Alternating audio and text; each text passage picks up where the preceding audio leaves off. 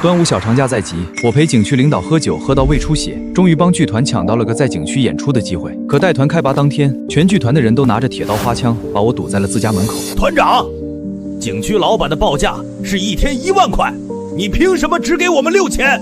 一天抽走我们那么多血汗钱，你还是人吗？今天要不把演出费涨到8000，我们就是把这身功夫带进棺材，也绝不跟你去演。看着他们这群情激愤的模样，我没废话，转身就带着隔壁剧团奔赴景区。一路上，手机都在给我推送，全国许多剧团都因接不到演出而就地解散。剧团年龄最大的刘大爷用花枪指着我的鼻子：“陈强，我们5个人辛辛苦苦演1天才分6000，你啥也不干就拿4000，你凭什么？”刘大爷说完，其他成员也纷纷开口声讨我。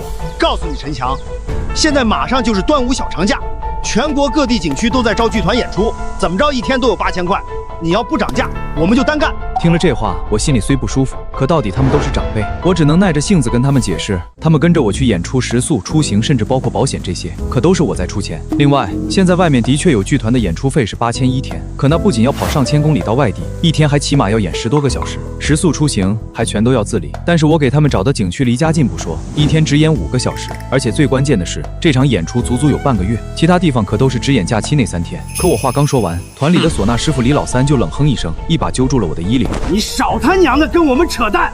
什么车费、住宿的，那能值几个屁钱？要么今天给我们涨到8000一天，要么我们就出去单干，让你1分钱都挣不着。看着他们这咄咄逼人的样子，我不禁想到多年前我接手剧团时的场景。那时我还是县剧团的副主任，刘大爷带他们在我身边跪成一圈，说他们演了一辈子戏，现在又那么大年纪了，要是再接不到演出，他们就都活不成了。我心软了，辞去了副主任的职位，当了他们的团长。为了找演出，我跑遍了全国各地，为了接单子，我求人送礼当孙子。我以为我护住了一群老人的生活，可现在看来，我是亲手养熟了一群白眼狼。我冷着脸对他们道：“既然你们都觉得不合理，那我同意涨到8000一天，可食宿出行你们自费。”这话刚说完，李老三等人瞬间就炸了。自费？凭什么？当初你带我们出去的时候，可说的是杂事你全包，现在凭什么就让我们自理了？看着眼前这一张张因愤怒而变形的嘴脸，我突然笑了。对他们有利的约定，他们都记进了骨子里，而不合他们心意的，那就是屁。见我不说话，李老三又继续开口道：“陈强，今天你要是敢不答应，我们立马就出去单干，让你连一个演出的人都找不着。”说完，李老三好像突然想到了什么似的，突然咧嘴一笑：“听说你已经跟景区的人签了合同，这要是带不了人去演出，要赔不少钱吧？”李老三这话一出，所有人脸上都露出了一种吃定了我的神态。眼见他们竟没有一个人肯站出来为我说上哪怕一句话，我心底那最后一丝情谊终于是彻底灰飞烟灭。我看着他们平静地点了点头。李老三等人见此言，脸上皆是狂喜，以为我终于是妥协了。算你小子识相！说完，李老三就是大手一挥：“行了，赶紧上车，赚大钱去喽！”可我却是一把将他拽了回来。上车？你也配？李老三被我拉了一个踉跄，转头就大骂我在抽什么风。可我没搭理他，只是转身从驾驶位拿出了一沓早就签好的剧团工作的劳动合同，随即我就当着他们的面一下一下将那些合同撕了个粉碎，碎片乘着北风飘到了李老三和刘大爷的脸上，他们的眼里满是错愕。陈强，你个小王八蛋，知不知道自己在做什么？可我只是目光冰冷的一一扫过他们。你们不是说要不准涨价就自己单干吗？行了，去吧，有本事就去找那8000一天还包吃包住的去呗，我祝你们发大财。说完，我就直接转身走进了屋里，只留下他们几人站在我家院子里，是大眼瞪小眼。刘大爷看着满地的碎纸屑，再看看屋里的我，脸上也露出了一丝慌张。他问李老三说：“我这要真不带他们去演出了，可怎么办？毕竟我没接手剧团之前，他们可都因为接不到活都快解散了。”可李老三对此却毫不在意。之前接不到活，那是因为年轻人都不爱看，现在不一样了，不仅政策支持，年轻人们是对民俗剧团表演更是喜欢的不得了。只要我打个电话，保管一堆人求着让我们去演出。众人听到这话也是放心了，纷纷夸赞李老三有本事，还说以后就让他当团长。而我坐在屋内，听着他们的对话，却只觉可笑。现在市场上对于民俗剧团的需求确实大了，可远没有大到他们想象的程度。市面上根本的剧团依旧是供大于求。一想到此，我马上就拿出手机拨通了同县另一支民俗剧团团长的电话。那剧团的王团长半月前就跟我说过，他们剧团已经快1年没接到活了。要是这个端午假期还没演出，他们剧团就真要解散了。那时他还求我帮他们接个活，说只要不赔本，他们怎么都愿意干。可那时候我还带着李老三他们，实在爱莫能助。电话响了一声就被接起，我开口问道：“王团长最近怎么样？有接到演出吗？”王团长的声音里满是绝望，说一直没接到，现在他正准备通知团员解散剧团呢。听到这话，我连忙告诉他，我手上正好有一个演出，只要他愿意，今天就出发。电话那头先是沉默了2秒，随即就传来了王团长惊喜的尖叫：“真有演出啊！去，我们去！我现在就通知团员们，马上带着家伙到你那儿去。”我忙劝王团长先别激动，毕竟价钱还没说。王团长听了这话也是愣了愣，可马上就表示只要不赔本，他们就愿意去。听到这话，我也就放心了。明天早上开始，玉龙山景区每天演出5小时，每天6000块，包吃包住，车接车送，连演15天。不过我可把话说前面，景区报价是1天1万，我得拿4000。我话音落下，电话那头却突然沉默了。好一阵，王团长突然兴奋地大喊了起来：“我的天哪，陈团长，你简直就是我的活菩萨呀！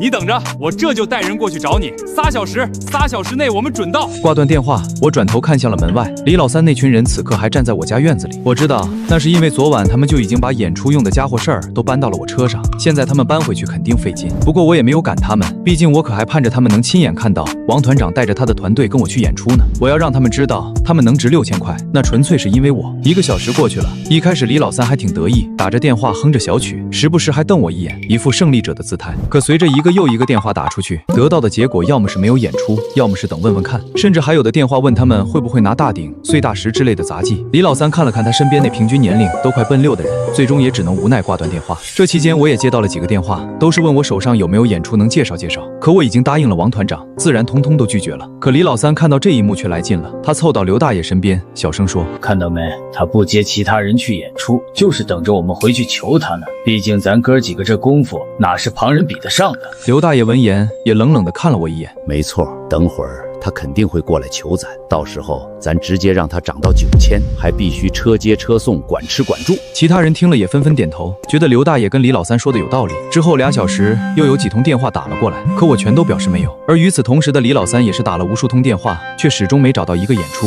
终于他再也坐不住了，只见他猛地站起身来，强装镇定地跟其他人说：“行了，咱也晾的这小子差不多了，现在我就去跟他重新谈谈。”李老三说完，其余人都纷纷为他加油鼓劲了起来。老三，咱可是走南闯北活过来的人，你待会儿可得精神点。对，好样的，别丢份儿。在众人的一片赞叹声中，李老三慢悠悠地走到我面前，脸上满是得意。陈强，怎么着？离了我们老哥几个，找不到能演出的人了吧？现在只要你把演出费给我们涨到9000，待遇不变，我们就还跟你走，不然你就等着赔违约金吧。听到这话，我心底不禁泛起一丝冷笑，真是搞不明白，到底是谁给他的勇气，让他能说出这种话来。我抬头看着他，语气冷淡的让他说完了就滚。李老三脸上的得意刷一下子彻底消失，取而代之的是无尽的愤怒。陈强，你别他妈的给脸不要脸，我们能回来找你那是给你脸了，不然你就等着赔违约金赔死吧。他这话我只当是放屁，低头继续刷起了视频。李老三见我没反应，也只能咬了咬牙。既然9000不行，那就8000。见我依旧不说话，李老三终于是绷不住了，最后只能无奈地说：“那就还按照咱之前的约定，6000，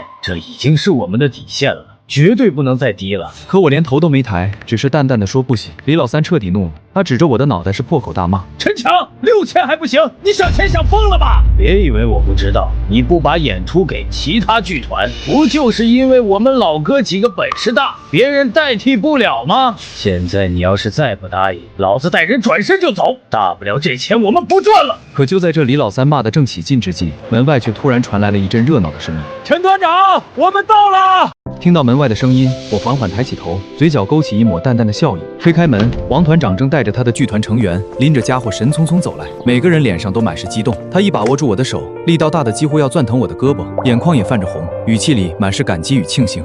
陈团长，你这哪里是给我们找演出，你这是给我们全剧团一条活路啊！他身后的团员们纷纷围上来，七嘴八舌地向我道谢，有的递烟，有的说着吉祥话，态度恭敬的不行。我看着他们真诚的模样，再对比院子里那群依旧嚣张的人，心里五味杂陈，却也多了几分底气。院子里的李老三见状，脸色瞬间沉了下来，猛地冲过来推开围在我身边的王团长，指着我的鼻子嘶吼，言语间满是恶意与挑拨。他试图让王团长他们误会我，把我塑造成压榨剧团的恶人，好夺回原本属于他们的演出机会。王团长见状，猛地皱起眉头，一把甩开他的手，语气冰冷的怒怼回去：“字字铿锵，满是对李老三的不屑与不满。我们剧团快1年没接到活了，要不是陈团长，我们早就解散了。你有什么资格在这里说三道四？王团长身边的团员们也纷纷附和，眼神里满是对李老三的嘲讽，却没有再多说多余的话，只用眼神和姿态表明了立场。李老三被怼得面红耳赤，浑身发抖，眼神里满是怨毒，却一句话也反驳不出来，只能僵在原地。刘大爷等人站在一旁，脸上的得意渐渐消失，多了几分慌乱，没人敢上前帮李老三说一句话，生怕引火烧身。就在这时，李老三的手机突然响了，屏幕上显示着景区负责人的字样，他眼睛一亮，像是抓住了救命稻草。他连忙接通电话，语气瞬间变得谄媚，迫不及待地询问演出的事情，语气里满是期盼。可电话那头的话语让他的脸色渐渐变差，眉头紧紧皱起，语气也变得急切，甚至提出了过分的要求。他非要6个人一起上，还狮子大开口要高价，要求景区包吃包住，车接车送，甚至让景区开除现有剧团。我和王团长等人站在一旁，听着他的话，都忍不住觉得可笑。这李老三真是异想天开，太把自己当回事了。电话那头沉默了几秒，随即传来一阵暴怒的怒骂声，声音大得我们都能听得一清二楚。你他妈是不是神经病？就你这要求还想找演出？滚远点！紧接着电话就被粗暴地挂断，那一阵刺耳的嘟嘟声在院子里显得格外刺耳。李老三举着手机愣在原地，脸上的表情从急切变成错愕，最后彻底爆发为暴怒。他猛地把手机摔在地上，狠狠踹了一脚，嘶吼着发泄心中的怒火，嘴里的话语粗鄙不堪，不堪入耳。看着他歇斯底里的模样，我心里没有一丝同情，只有无尽的嘲讽。当初是他们自己不珍惜机会，现在落得这般下场，都是咎由自取。我挥了挥手，让王团长等人稍等片刻，转身走到车旁，打开后备箱，准备清理李老三他们的东西。我把李老三他们放在车上的花枪、锣鼓、戏服等东西一件件卸下来，随手扔在院子的角落里，没有丝毫留情。李老三见状，气得双目赤红，猛地冲过来想要阻止我，却被王团长等人死死拦住，没人再给他嚣张的机会。王团长等人眼神坚定，语气强硬，警告李老三不要自不量力，不要再找我的麻烦。卸完东西，我关上后备箱，对着王团长等人摆了摆手，示意他们可以上车了。随后我走到院子门口，回头看了一眼李老三等人，他们一个个低着头，脸色难看至极，满是不甘与愤怒。我拿出钥匙，轻轻锁上大门，语气平淡地跟他们告别，祝他们能找到想要的高价演出。说完，我就转身上了车，发动车子，朝着玉龙山景区的方向驶去。身后的一切都与我无关。从后视镜里，我看到李老三猛地踹了一脚院子里的石头，对着我的车大喊大叫，嘴里骂着不堪入耳的脏话。而刘大爷等人则站在一旁，一脸的茫然和懊悔，眼神里满是对当初选择的悔恨，却早已无力回天。车子驶远，身后的骂声渐渐消失在风中，周围恢复了平静，我的心情也渐渐平复下来。王团长坐在副驾驶上，忍不住叹了口气，语气里带着几分唏嘘，说李老三他们也挺可怜，就是太贪心了。我笑了笑，摇了摇头，告诉他可怜之人必有可恨之处，是他们自己放弃了机会，怪不得别人。而此时院子里的李老三看着紧闭的大门和地上散落的家伙，气得浑身发抖，怒火几乎要将他吞噬。他对着刘大爷等人怒吼，让他们赶紧拿出手机找演出，还嘴硬说凭他们的本事一定能找到更好的演出。刘大爷等人闻言纷纷拿出手机，小心翼翼地开始给以前认识的人打电话，询问有没有演出机会。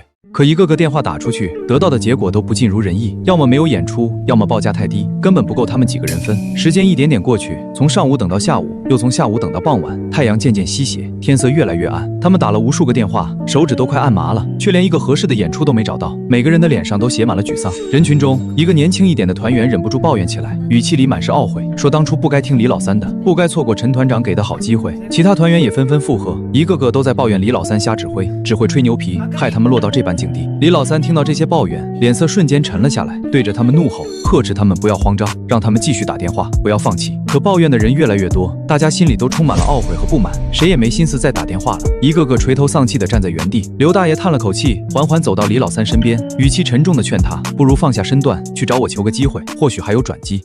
可李老三却猛地推开刘大爷，怒吼着拒绝，语气里满是倔强和不甘，说就算饿死也不会去求我。他还嘴硬说他们一定能找到演出，不用看我的脸色。可语气里的底气却越来越不足。刘大爷被他推的一个踉跄，差点摔倒，脸上满是无奈，却也只能闭上嘴，不再说话，默默退到一旁。就这样，他们又在院子里等了一夜，从天黑等到天亮，依旧没有任何演出的消息，气氛压抑到了极点。第二天一早，李老三的手机终于又响了，是一个外省景区的负责人打来的。他瞬间来了精神，连忙接通电话。他语气依旧带着几分谄媚，小心翼翼地询问演出的待遇。可听到电话那头的报价，他的脸色又沉了下来。电话那头说一天只有2000块，还什么都不包，不管食宿，也不负责交通，一切都要他们自己承担。电话那头的负责人语气十分不耐烦，说就这个价，愿意来就来，不愿意来就算了，有的是剧团想过来。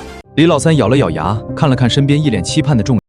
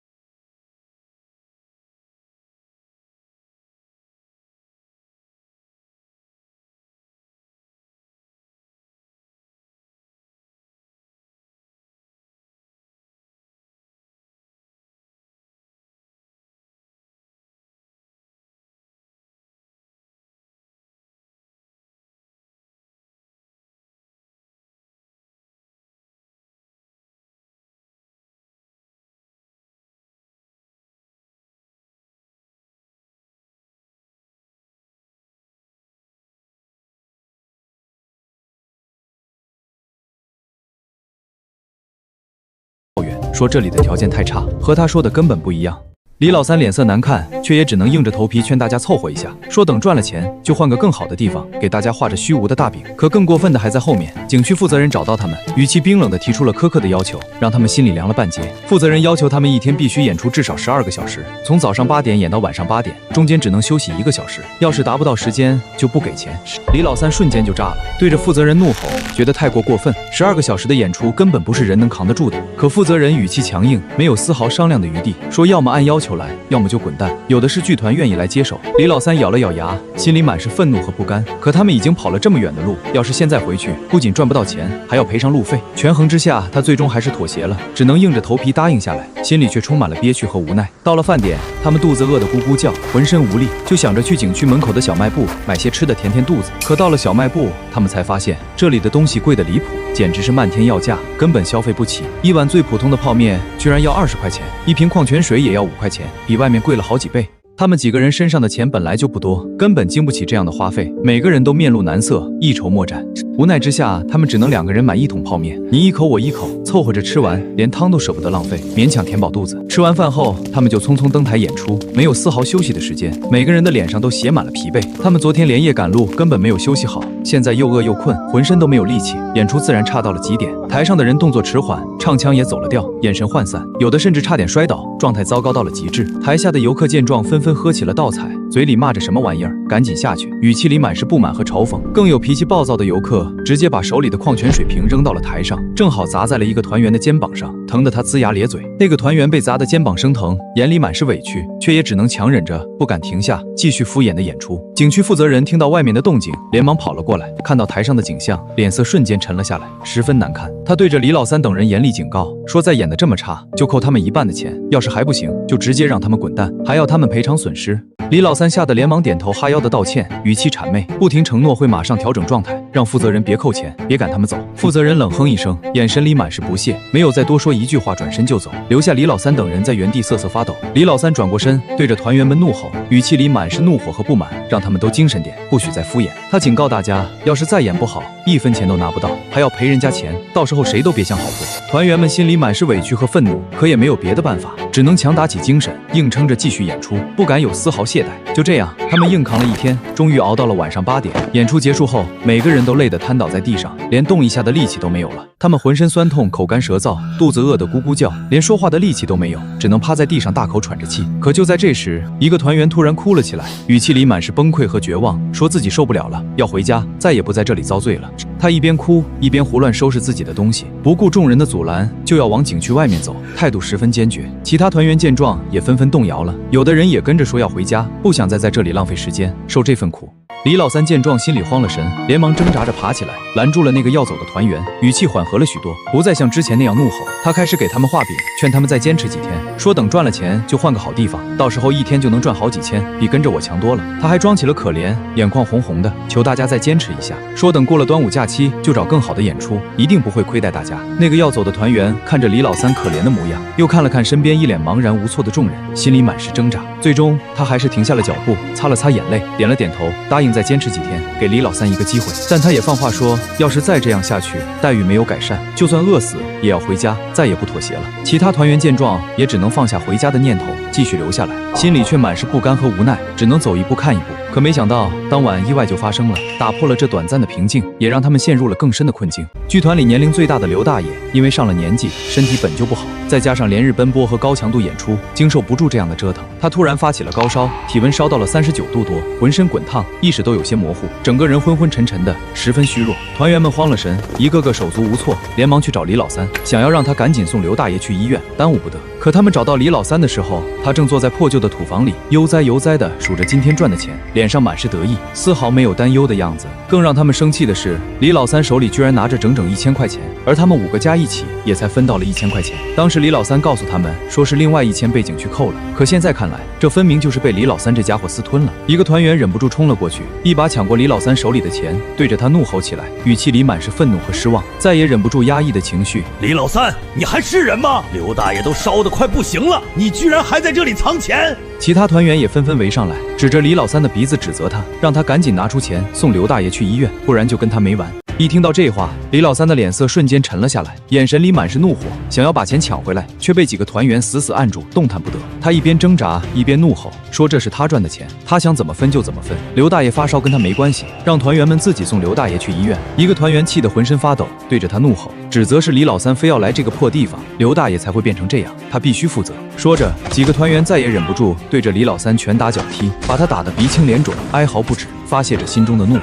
李老三疼得嗷嗷叫，浑身是伤，再也没有了之前的嚣张气焰，最终只能妥协，连忙答应送刘大爷去医院。众人这才停下手，不再打他，连忙扶着虚弱的刘大爷，跟着李老三匆匆赶往附近的医院，不敢有丝毫耽误。到了医院，医生连忙给刘大爷做了检查，神色严肃地说，刘大爷是因为过度劳累、受凉，引发了急性肺炎。医生说刘大爷需要住院治疗，最少也要住院1个星期，还要按时输液、吃药，好好休养，不能再劳累了。李老三看着医院的缴费单，脸色难看至极，心里满是肉疼，却也只能硬着头皮交了钱。可麻烦还在后面，刘大爷是戏里的主角，很多核心戏份都离不开他，没有他，这戏根本就没办法继续演出。第二天一早，李老三就带着几个团员匆匆去找景区负责人，想要跟他商量能不能把演出推迟几天。他跟负责人说明情况，说刘大爷生病了，需要住院，等刘大爷出院了再继续演出，语气里带着几分恳求。可景区负责人却一口拒绝，语气强硬的没有丝毫商量的余地，说他们已经签了合同，必须按照合同来，1天都不能少。负责人还说，要是他们不演，就必须交10倍的违约金，1天2万，3天就是6万，少1分都不行，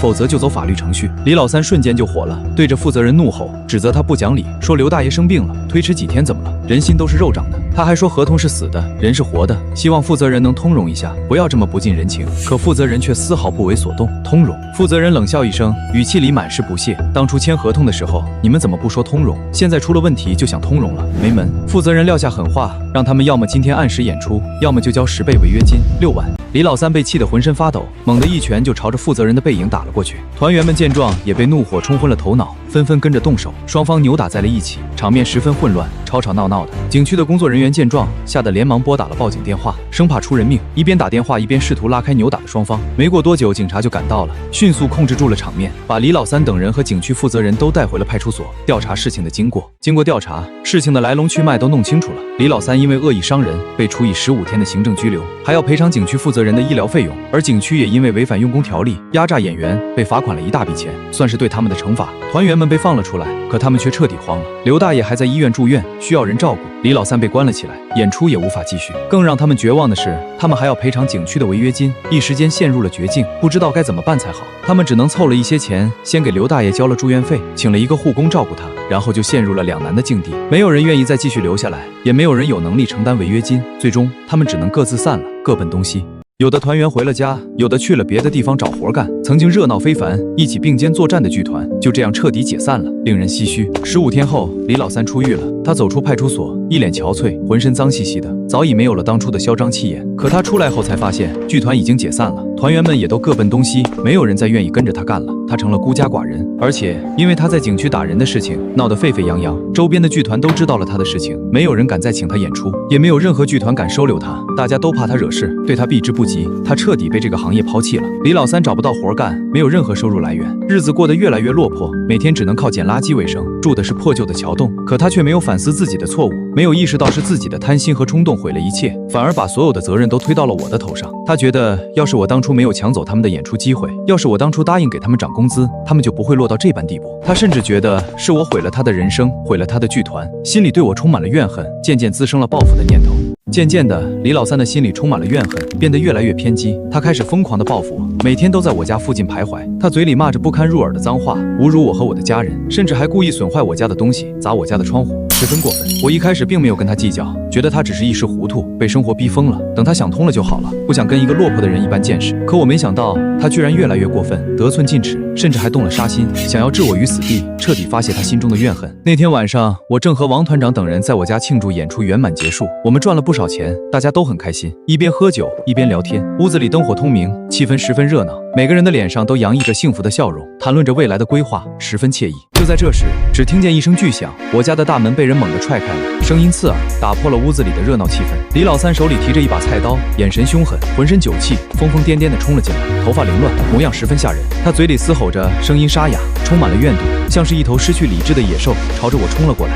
陈强，我要杀了你，都是你毁了我的人生，我要让你陪葬！王团长等人见状，瞬间就慌了神，他们连忙站起身，挡在我的面前，保护我的安全。我没有慌乱，依旧十分冷静，静静地看着冲过来的李老三，看着他失去理智的模样，心里没有一丝波澜。李老三提着菜刀，双手颤抖，朝着我就砍了过来，眼神里满是杀意，恨不得一刀把我砍死。王团长眼疾手快，反应十分迅速，一把抓住了他的胳膊，用力一拧，菜刀掉在了地上，发出清脆的响声。李老三，你疯了！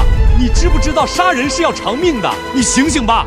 李老三挣扎着想要挣脱王团长的手，力气很大，嘴里依旧嘶吼着，说他不管，非要杀了我，说我毁了他。他还说他的人生已经毁了，也不想活了，要拉着我一起陪葬，语气疯狂，让人不寒而栗。我和其他几个团员见状，连忙上前帮忙，一起按住了李老三，用尽全身力气把他绑了起来，不让他动弹。李老三疯狂地挣扎着，扭动着身体，眼神里满是怨毒，嘴里不停地咒骂着，说不会放过我，就算做鬼也不会放过我。我看着他疯癫的模样，依旧没有丝毫波澜，心里只有无尽的冷漠。他落到这般地步，都是他自己造成的。